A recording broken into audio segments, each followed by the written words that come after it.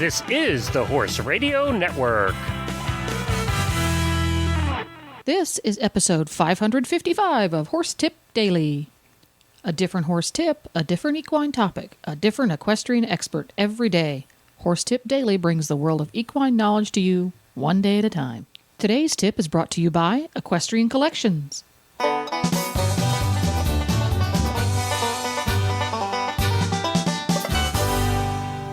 Hi, Coach Jen here, and thanks for tuning in to Horse Tip Daily. Today's tip is from Fran Jurga. Fran is the creative force behind Hoof Care Publishing, which chronicles progress in the art and science of preventing, recognizing, and treating lameness problems in horses. Today's tip is a group of great book and DVD titles for your holiday shopping list. But first, a word from our sponsor, EquestrianCollections.com. The equestrian's favorite trinity of fourth quarter shopping opportunities is upon us. Winter weather, winter show circuits, and winter gift giving. No worries. Just surf on over to EquestrianCollections.com.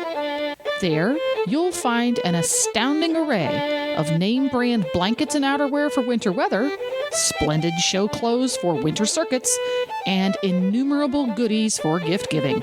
EquestrianCollections.com, bringing the whole universe of equestrian shopping to your fingertips. Now, enjoy today's tip. Fran Jurga is here again to enlighten us and empower us when we go to the bookstore to find something fantastically wonderful for ourselves or someone we care deeply for. Hello, Fran. How are you? Hi, Jen. Well, I'm just fine. How are you? Was that a warm and fuzzy greeting or what? I'm really curious how you're doing with your reading. I'm always, curious what happens after I recommend these books. Do people actually read them? Well, it really, I go down here in Lexington. We have a local bookstore called Joseph Beth, and it's a local bookstore, but it is ginormous. And world-class local bookstore. Ginormous. And they have, being in Lexington, Kentucky, a significant horse section. And after I get done speaking with Fran about books, I have a tendency to go down there and get myself a hot cocoa with peppermint and park myself, and they end up with all of their books on their shelves a little bit dog-eared after I've been there. Because I get inspired to go check out all the nifty new titles after you've been here. So you've got nifty new titles and maybe even some titles that we may have forgotten are around but are still wonderful. And this time, a little bit about different FEI sports that have some great titles coming out, eh? If there's a rider or a trainer on your gift list, I've got some suggestions for you. Ooh, yeah. I put together a little collection here, and some of them are new, and some of them are ones. There are two, in fact, that I think people may have missed because whenever I mention them to people, people say, "Oh, I didn't know about that book." So where would you like to start? Dressage, eventing, endurance? What's your pick? Jumping? Let's go alphabetical. Alphabetical by sport or by title? We're going to go alphabetical by sport. So that means dressage is first? Yeah, dressage would come first. There we go. I just love this book, and I can't say enough about it. It came out last year, and it's called The Great European Schools of Classical Dressage. And that covers Vienna, Saumur, Jerez, and Lisbon. And there are just the most beautiful photographs, but also the history and the culture of each of the major schools. I mean, everyone seems to know about the Spanish Riding School of Vienna, and that's wonderful. But there are actually 4 institutions like that. In fact, there are probably more, but those are the 4 main ones, and there could be considered sort of national ones. One's in France, one's in Spain, one's in Portugal, and one's in Austria. But they put together this book. It's done by a German publisher called Cadmos, which had the great idea to put out an English edition of it. And the authors are Elaine I'm going to pronounce this wrong, but Lariou, I think, and Guillaume Henry. Well, And kudos to you, Fran, for even trying to say those names. Good job. Right. I just faked it, Jen. But this would be my dream. This is the kind of book that, we all grew up thinking, oh, someday I'll go around the world and I'll write a book on whatever. Well, this is the realization of it. It's how many pages is this? I mean, it's a lengthy book, 207 pages, and it's big, oversized coffee table type book. And the pictures are not the everyday pictures that you would see. I would say that they're not, posed or staged. They're absolutely beautiful, but the riders and the trainers aren't, looking into the camera or whatever. It's very much photographed, in the situation. And I just would hope that anyone that is interested in dressage would just welcome this book into their library and not only look at the pictures but read it as well. I mean, it's really magnificent. It looks like a really interesting piece on what the history and the culture that created our modern sport really is. I think it would be a really interesting insight into, for somebody who is familiar with modern competitive dressage, it would be interesting to read this and learn about how we came to be where we are now from the historical perspective. And then as the photographs, it's the real life of what dressage really started out being. It wasn't always right. The worldwide competitive sport that we see now. I think this is really cool. It was done by, military, officers, and these people still are, sort of, well, in France anyway, they're sort of quasi-military. Spanish riding school, they're civilians, but, it's just a wonderful collection, and it's a tribute to the schools, but I think it's an education for the world of why these places need to be preserved as well, which is something that we do need to think about. Exactly. Them. Excellent. And once again, we start out with a great, big, beautiful, really smart book. Recommend that. Yeah. Excuse me? Well, I said once again, we start out with a great, big, beautiful, smart book. It's big, it's beautiful, and it's smart. The book. Jen, are you still there? I'm still here.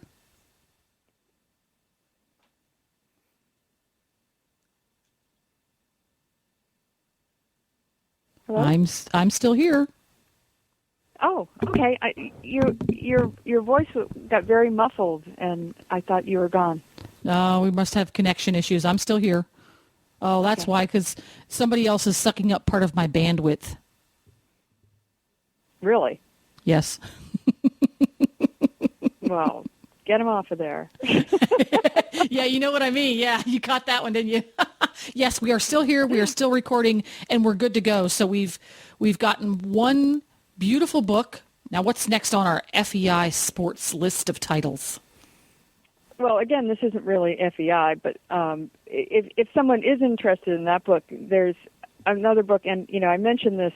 This is way out in left field, but if anyone's interested in the Spanish riding school, the Austrian Department of Agriculture, sort of the national agency, has done a book on the Lipizzaner breed, the history, the everything about the breed, the genetics, the history, the culture, the training.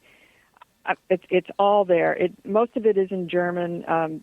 Different people have written different parts of it, and it's in whatever language the people wrote in. But the illustrations are magnificent, and I think this is probably the most exhaustive history academic book I have ever seen on any breed.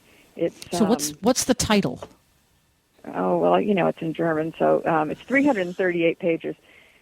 The title is the title Spell is it out for me, Fran. Yeah. Der Lipizzaner.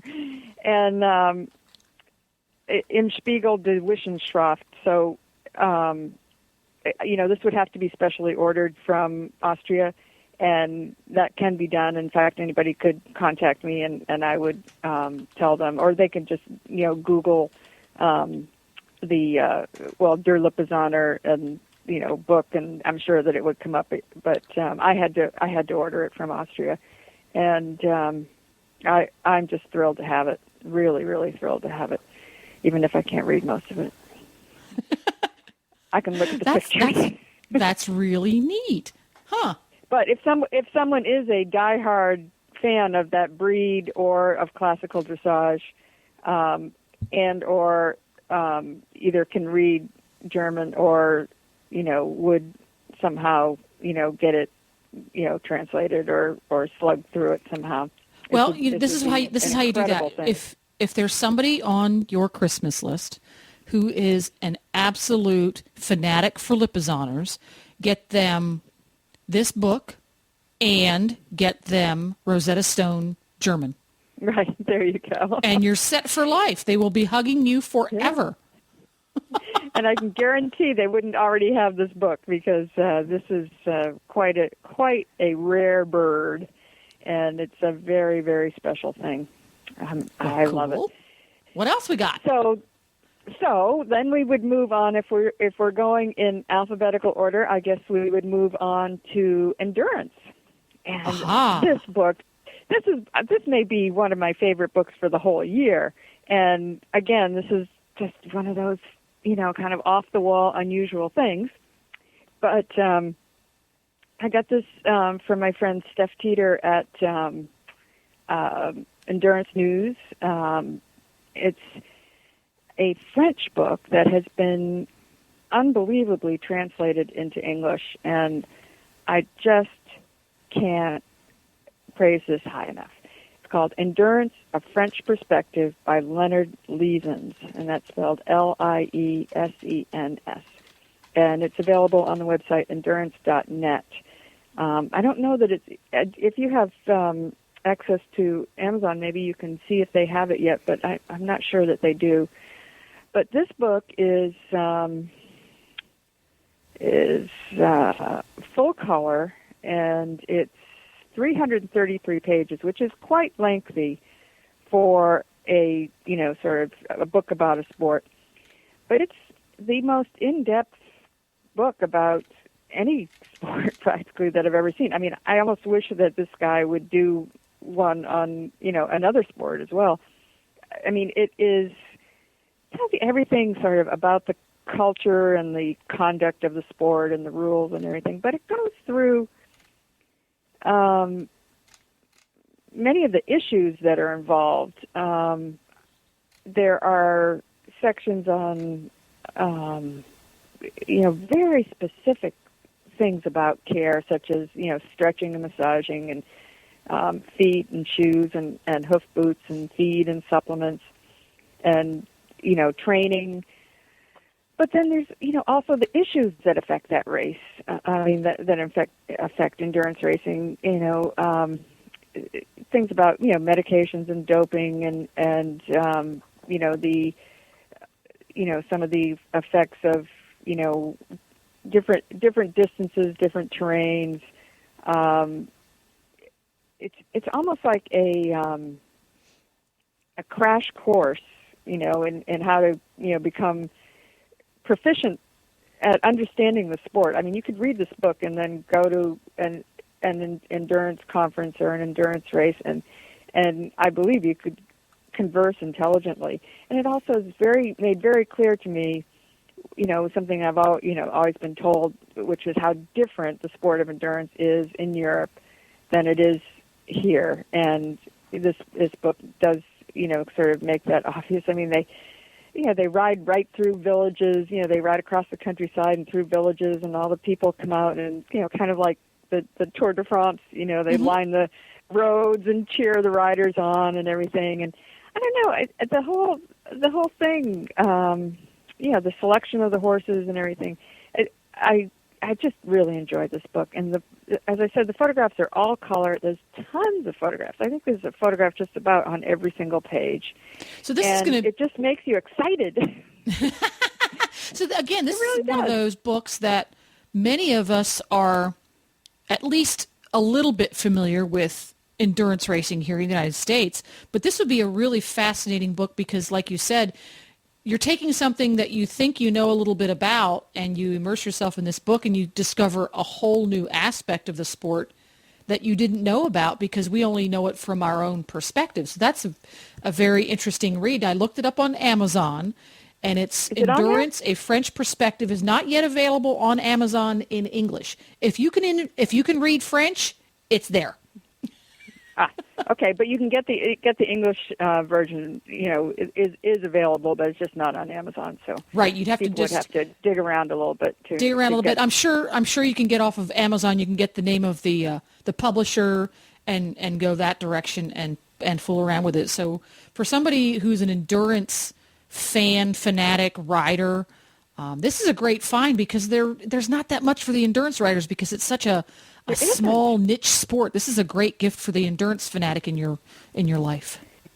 Yeah, because you know what, you wouldn't be offended, as if someone was giving you a beginner's book or something, because this is not, even though it's kind of a soup to nuts book about endurance in France, but it's not condescending or it's not a endurance for dummies or anything like that at all. I'm just I just can't say enough. Frankly, out there, if anybody finds it, endurance for dummies, I do need that.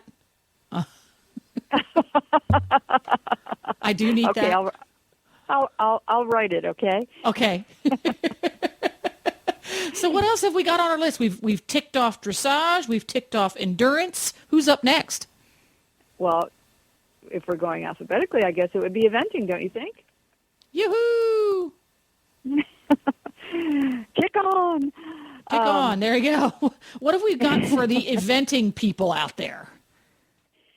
I just want to recommend this book because I don't think people in the United States have seen it much, if at all. I'm not sure that it's ever been sold here, but I happen to, as I do, get my hands on one, and I just love it. And, last weekend was the 3-day event in Adelaide in Australia, and, I could sort of follow it and know who was who and what was what and kind of have some insight to it because of this book. The book is called An Eventful Life Stories of Eventing Champions, and it's by Alison Duthie, and it is a book about a group of the top Australian 3-day event riders.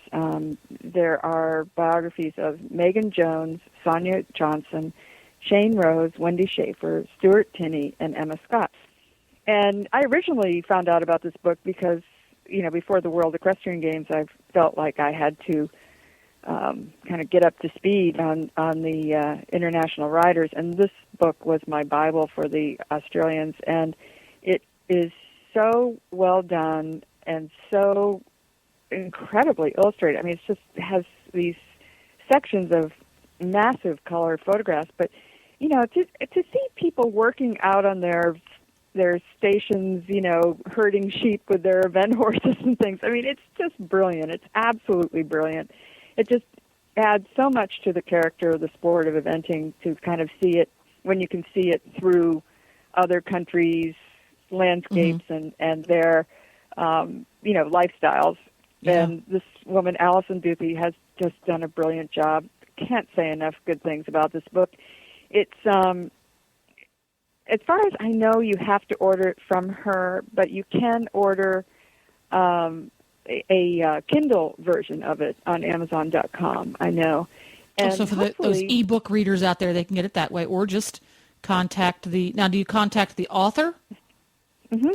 Okay, yep, so you would contact Alison Duthie. Okay. Alison now, Duthie. I did read this one. And I there's must a say. website. You have seen the book.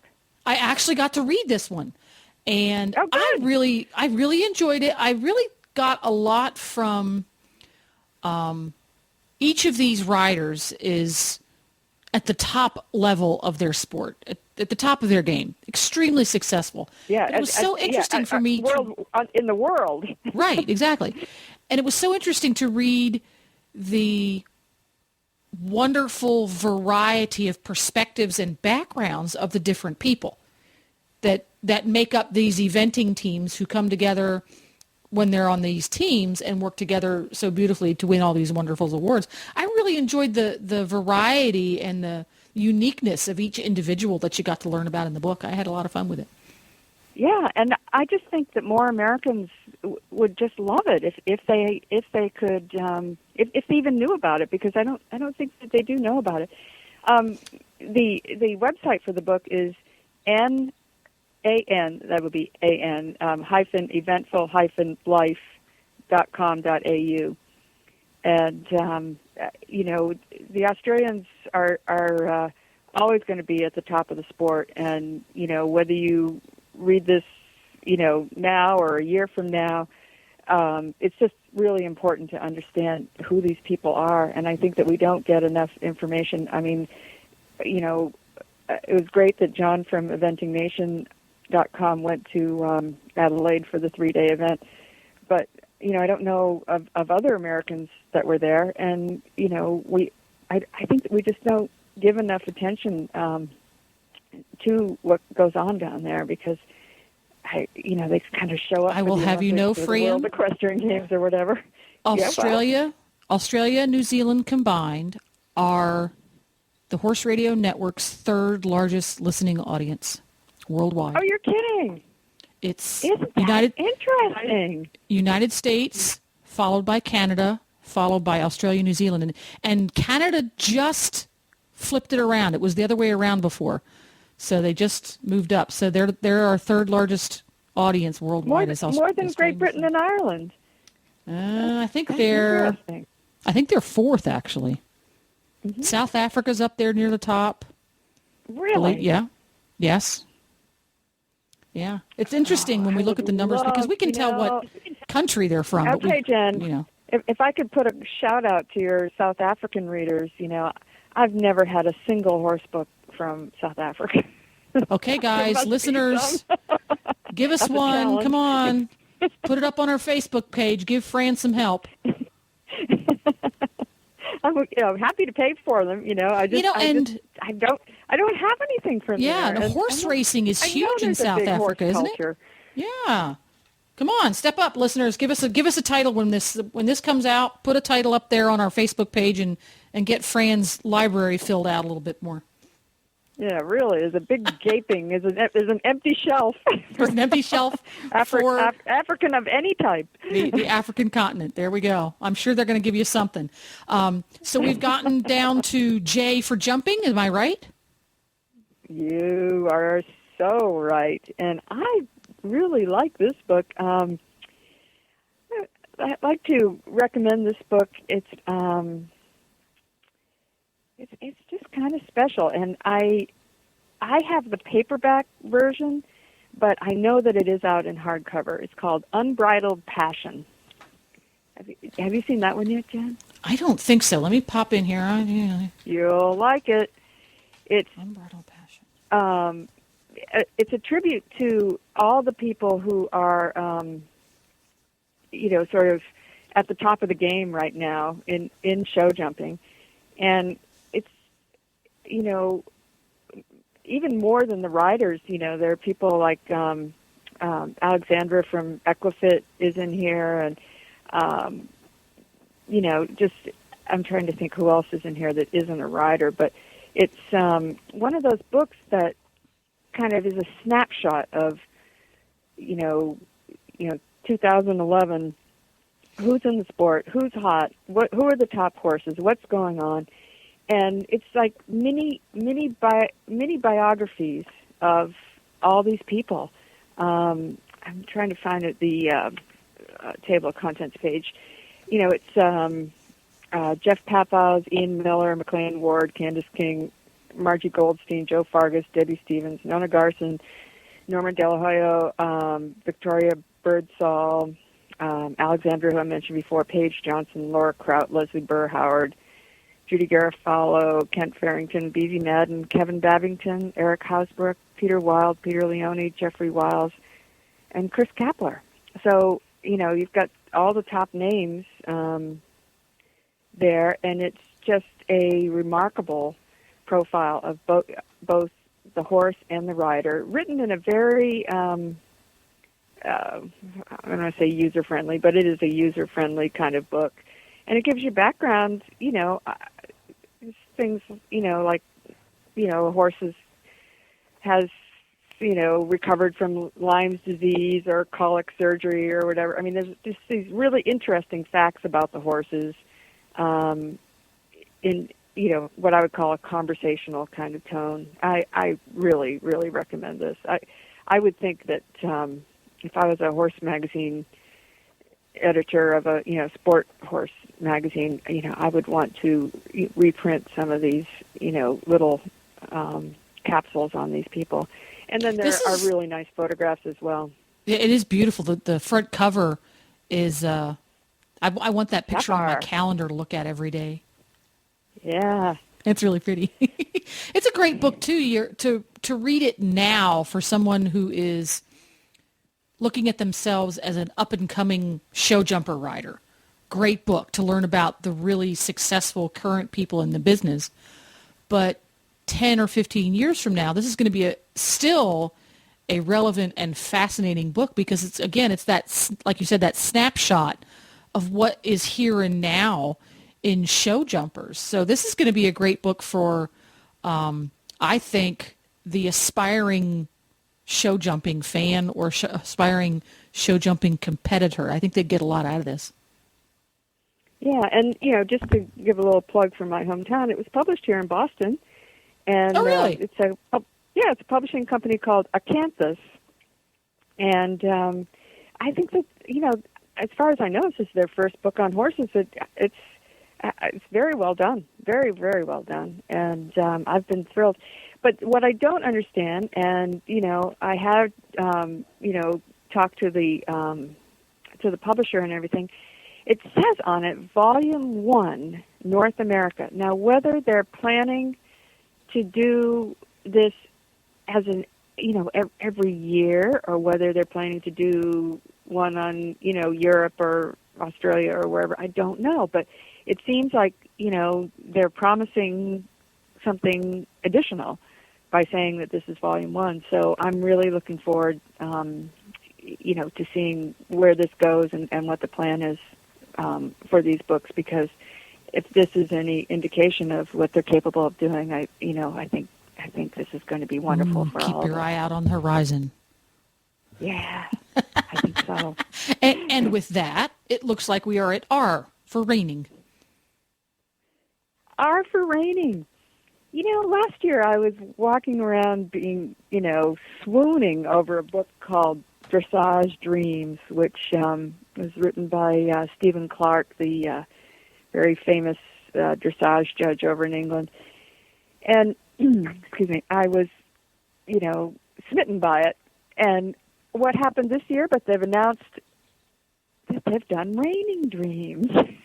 Oh, wow. And I'm just thrilled. And I have to be perfectly honest, I haven't seen it yet, but I think that, sight unseen, I would recommend this book without any reservation. Just it's from a publishing company called Lewis Harding, and their work is immaculate.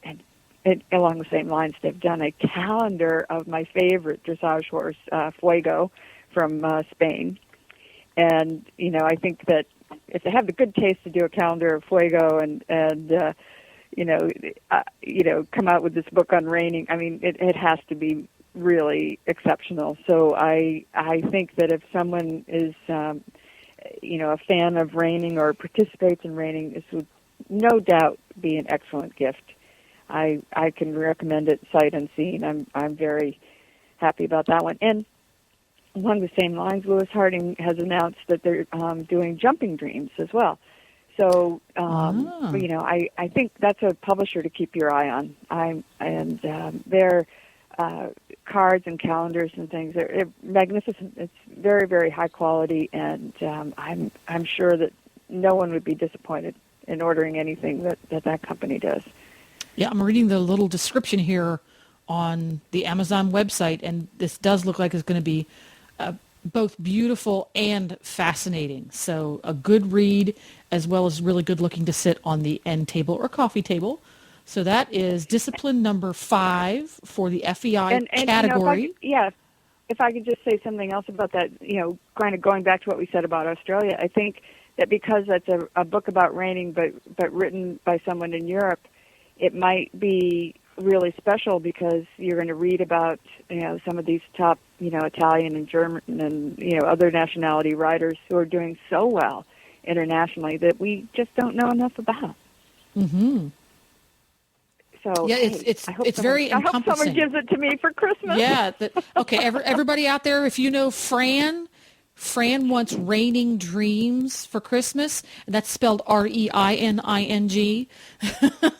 That's right. Well, once again, a whole bookshelf worth of really fun titles for gift giving and gift receiving. So you can put this on your list if you want them to. And thanks again for stopping by and hanging out with us for a little while, Fran. And we'll be seeing you next time. Oh, thank you, Jen. This is always so much fun. Well, there you go. To listen to all of Fran's tips, just go to horsetipdaily.com and go to the experts drop-down menu on the left. You can also visit Fran via her website blog at hoofblog.com. Please stop by the Horse Tip Daily Facebook page and let us know what you think of the tips you hear on the show. It's also a great place to tell us about topics you'd like us to cover on the show. You can subscribe to all of the great shows on the Horse Radio Network through iTunes or Zune and get your horse podcasts automatically downloaded to your iPod, Zune, or MP3 player. I'll be back again tomorrow with another new expert and a different horse tip. Until then, go ride your horse! The Horse Radio Network and the Horse Radio Network hosts are not responsible for statements of guests or their opinions. Use your own judgment when listening to the tips provided by the experts on Horse Tip Daily.